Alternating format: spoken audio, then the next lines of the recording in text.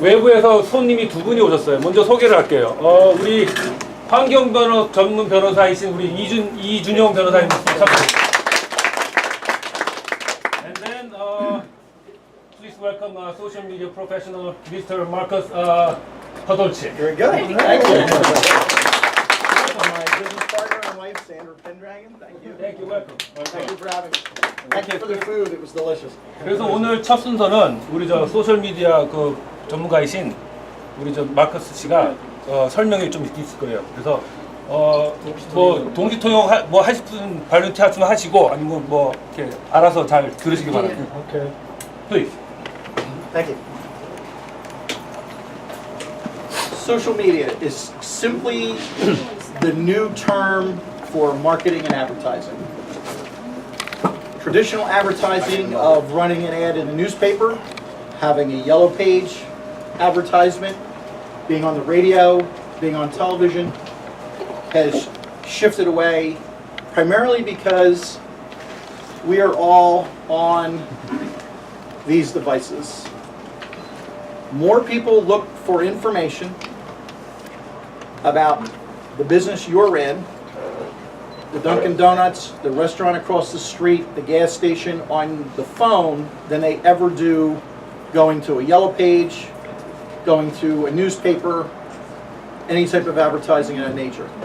It used to be, just 3 years ago, people would sit down in front of their laptop, their PC, their Mac, and they would do research.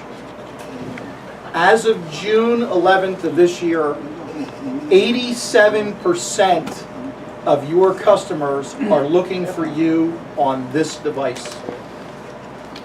57% are on a tablet. Less than 6% are sitting in front of a computer. We need to be mobile friendly. How many people here have websites? How many people here have their own website? Okay. How many people who have websites have what is known as mobile responsive website? So if I was to go on a phone, 통역이 필요하십니까? 네, 해주시면 되고. 없어도 돼. Someone is translation. Go ahead. We'll pick some up. The choice for you. Oh, me? Oh, thank you so much. a very few percentage of people looking for your business are going to be looking sitting in front of a computer anymore. We are a very, very mobile society. People do not sit still in their homes. They're going from businesses, they're going to clients, everything else. Social media is very, very important for your businesses, because without you having a social media presence, people are not going to know what you do, who you are, how to locate you, how to get in touch with you. The only way they're going to be doing that is if they happen to go driving by down this highway and pay attention and say, oh, I need cleaning services. And then they forget about you. You want to constantly be able to reach people at a greater distance.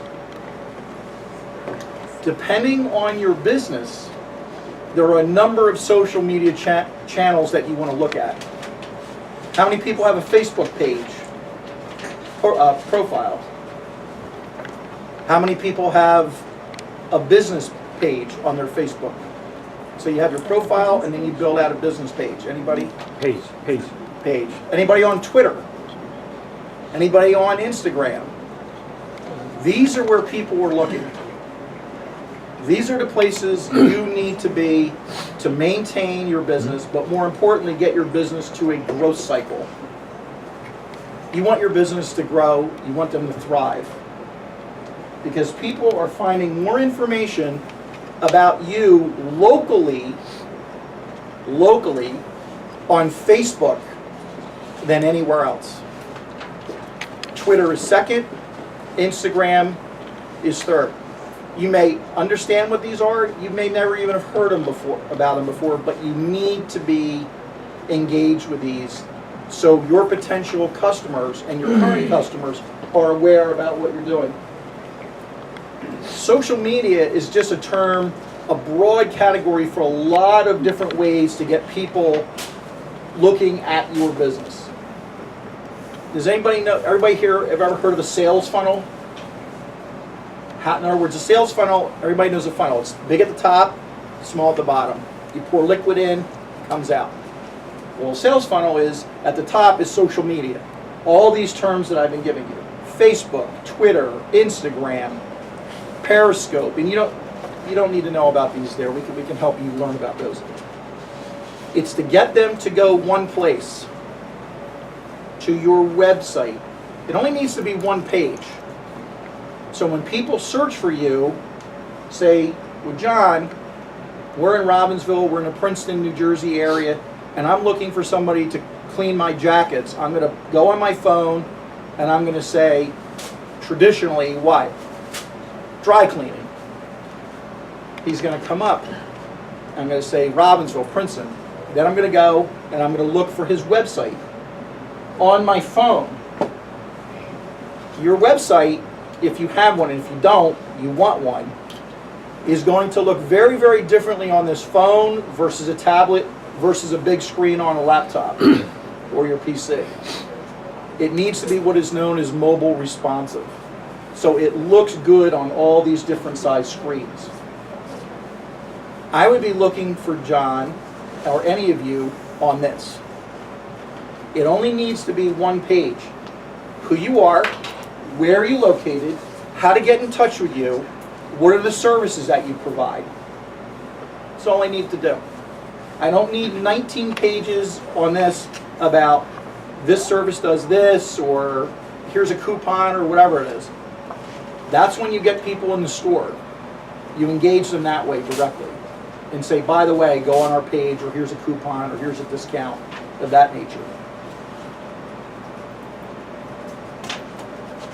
Social media is about to displace radio, television, and print advertising. By 2018, 88% of all your marketing is going to be done through social media tools. Facebook is going to be the primary one. Facebook is bringing in live video, they're bringing in the ability to run ads, very close targeted ads. So how many people have more than one store? Anybody? How far apart is one store from the other? 10 miles. 10, okay. So there's nobody that has operations that are 20, 30 miles apart. That's good. So what you're doing is you're looking to do what is known as local targeted marketing. Your basic customer reach is about 15 radial miles. People aren't going to drive 45 miles to use your services. On average, they're going to drive between 5 and 11. Mostly because they're doing what? Most of your customers are dropping off when? Usually going to work or coming home from work. So that's what you want to target. The general, we don't care about somebody in Maryland for your businesses. We don't care about somebody in New York City. You don't care even 25 miles away from where you are. But you need to reach the people through social media locally. Anybody familiar with Google Local, Google Business? So if somebody was to go on and you Google your store, it's going to show where you're located. You can take your phones out now and put it in. Even if you don't have a website, it should come up with the location. If not, we can certainly help you get identified with Google Local, because even if somebody was searching for wet cleaning services, tops cleaners, whatever it is, if you're not what they call Google Local or Google Business, your competitor is going to show up. Your competitor is going to show up because it's going to be the next closest business model. Okay, we did a little research. Who has Tops cleaners? Anybody here? He's back there. Okay, that's all right. Yes, I know here.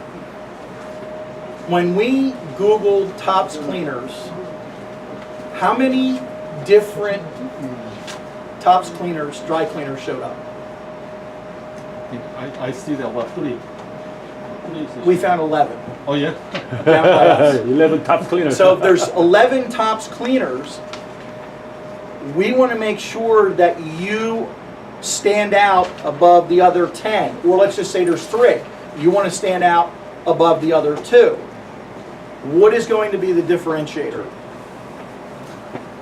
When you Google Tops cleaners down by us, standard, and we went to, I'm going to tell you, we went through the whole member site to see how many of you had websites, how many of you had Facebook pages. So a lot of you don't, which is fine, because there's a starting point. It's better to start clean than to fix problems. How many people run newspaper ads? Anybody? Good.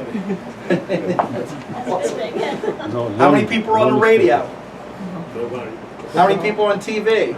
Nobody. Okay. How many people on Facebook? I said before. Anybody.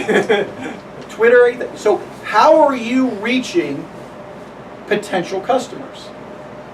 Other than word of mouth from your current customers telling them about the great service you all provide. That's a great free sales tool, doing great customer service. There's nothing better. If you give stellar customer service, just underneath good social media, you will grow your business. But how do you grow your business if no one knows you're out there? If you're not out there, you can't grow it. And nowadays, since 2008, it's a challenge. It is a much more interesting challenge to grow your business than it was in, say, 2005. It's shifted. But you have great tools. You have these social media channels. Facebook, Twitter, Instagram, whatever it may be. They, by and large, they're free. They don't cost you anything except you setting it up the right way or having someone such as us set it up, being able to do it consistently, putting what is known as post or information out there, or have somebody like our agency do it. Because this is, whether we like it or not, and I'm old, so I've seen a lot of changes. 21st century information from marketing, public relations, and everything else comes through the phone. How many people have a phone? All of them. Anybody don't? Does everybody have a smartphone?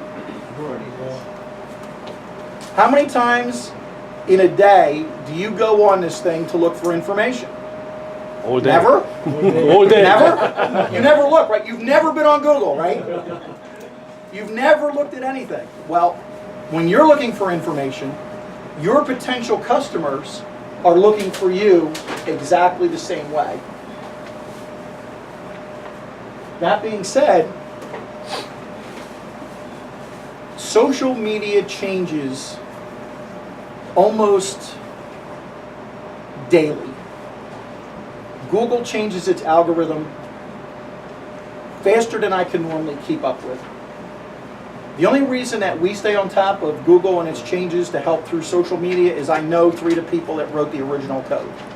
They're out in San Francisco, and I will send them an email or I will text them and say, what's happening? Your job is to grow your business through providing great customer service and providing amazingly clean, fresh clothing. Most people don't want a second or third job of doing social media. If you have someone that does it, great, have them get on it. If not, you want to consider it, whether it be with us or somebody else. And I'm not here to sell you our services at all. We have some information for you about what we do. But I encourage every single one of you, at the very least, because you are all local and you're what is known as micro-local, you're looking for potential customers within roughly 15-mile radius, is you want to have a Facebook page. So how that happens is you create a Facebook profile, which is personal, and then you build a business page. And you constantly put information up. The most important thing about social media is you have to be consistent. If you say, Marcus, I'm not interested, I'm not going to do it, that's fine. It's better not to do it than set these channels up and then forget about them. They will actually harm you with Google search. Google doesn't like what they call litter, where you just create something and leave it. So, customer service. Customer service is really, really important, especially when you have somebody come in and they're just not quite satisfied. You can correct that. But nowadays, what happens? Unfortunately, it's just human nature. People get unhappy with things. Things happen. Where do they go? They can write a review, Where do they write the review? like Yelp Where else?